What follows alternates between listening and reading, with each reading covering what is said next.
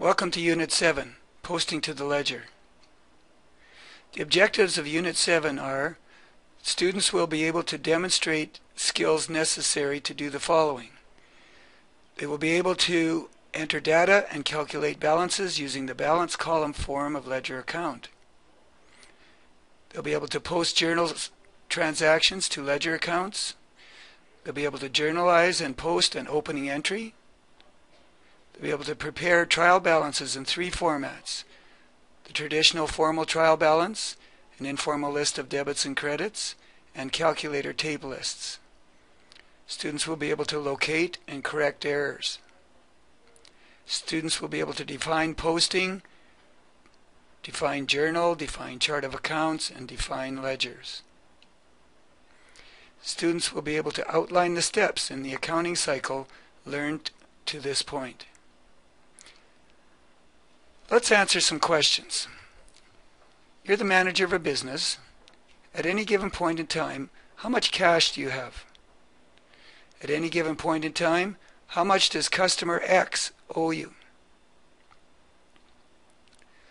In order to answer these questions, we need to understand posting. The general journal that we learned about in Unit 6 told us how we can list transactions, including the debit and credit accounts, in the same place in chronological order. However, it does not provide the balance for each account. The balances are found in the individual accounts of the general ledger. The information in the general journal is transferred to the general ledger by a process called posting. And this is what we're going to learn about today. Normally, we have transactions. And in this diagram, the transactions are at the top. We journalize these transactions in our journal. And now we're going to learn about posting, where we take the information from the journal and we post it into the ledger. We all remember that a ledger is a group of accounts, and each account shows a complete up-to-date record of all transactions affecting only that particular account. This could be a manually prepared system or a computer-generated system.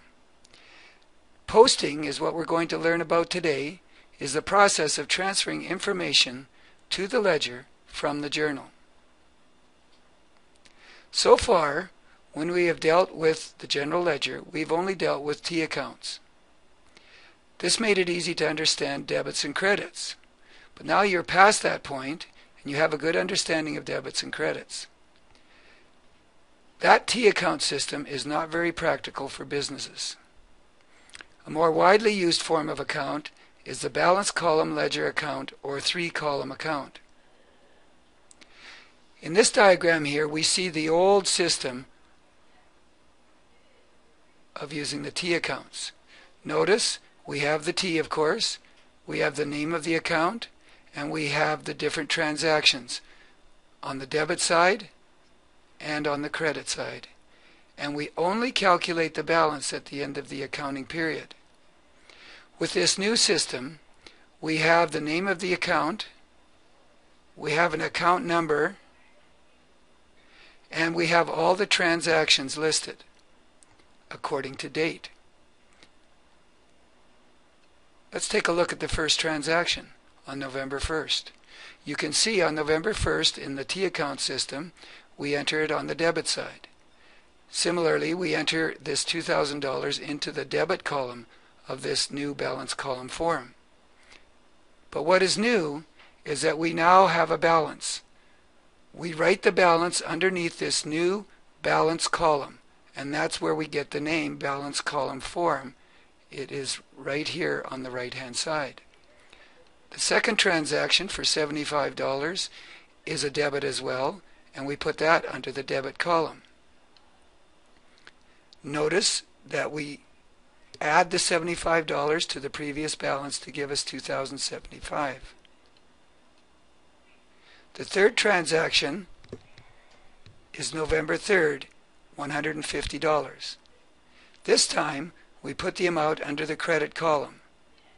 And because it's a credit and we previously had a debit balance, we have to subtract that $150, which gives us a $1,925 balance.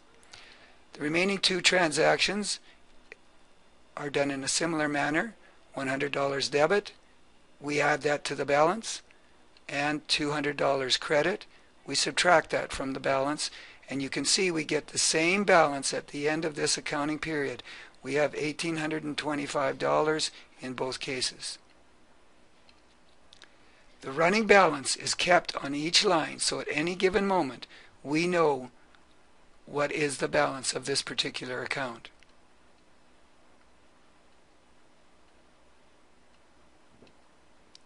Why is the new form called the balance column? Well, it's pretty obvious. There's now a third column that records the running balance. Accountants and managers can see at a glance the balance of each account, and this helps them in their decision-making process. What is this new debit-credit column that we see? Notice that just in front of the balance we have a DRCR column. This stands for debit and credit. It shows whether the balance of the whole account is a debit balance or a credit balance.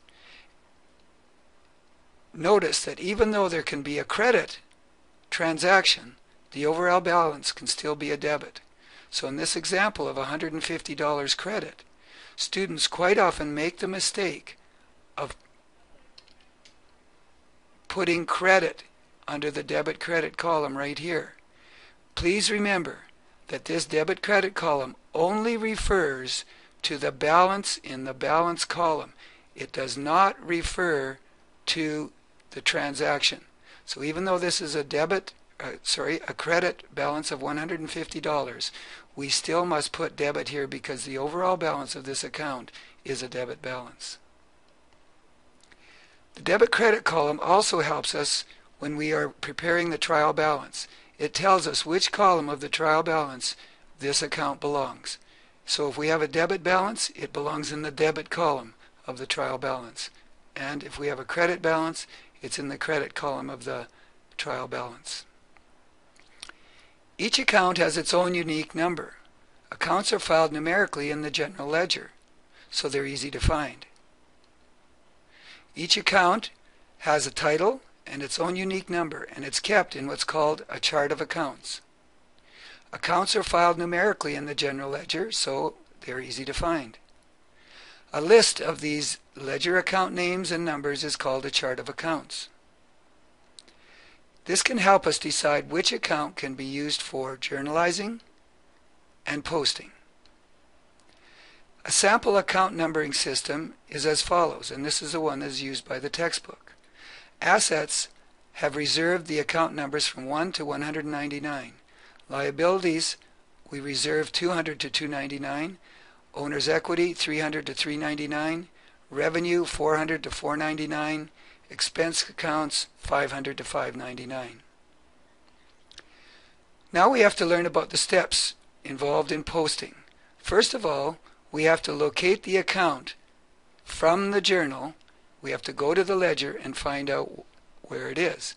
So in this first transaction, we have on October the 1st a debit transaction where the cash account is affected. So we go to the general ledger and we find the cash account. Step 2, we record the date. So in the journal we note that the date for this transaction was October the 1st, so we transfer that down to the individual account and put that date in there. Step 3, we enter the amount. The amount of this first transaction was $900. We take that amount and we post it to the debit column for the cash account. Step 4, we calculate a new balance.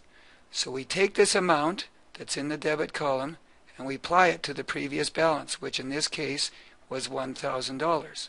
So 1,000 plus 900 gives us a new balance of 1,900.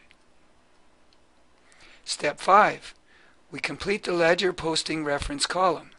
So we go to the posting reference column in the general ledger first, and we ask ourselves, where did this information that we have just posted come from? It came from the journal, and the abbreviation for journal is the letter J. And what page was this on the journal? We look back at the journal and we find this was from page 3 of the journal. So our posting reference in the cash account is J3. Step 6.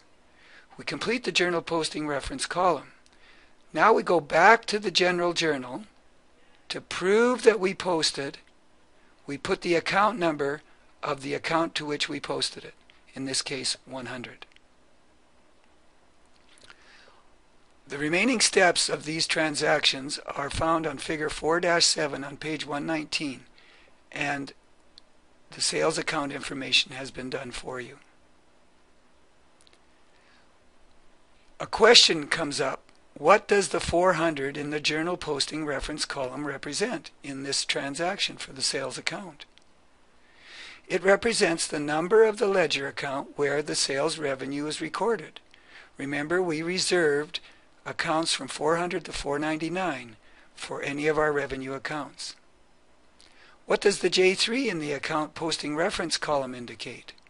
Just as with the cash account, we took this original information from the journal on page 3. So it represents the page number from the general journal from which the account was posted. Your assignment is to complete questions 9 to 11 on the web page and exercise 4A only. We'll complete the rest of exercise 4 in another class.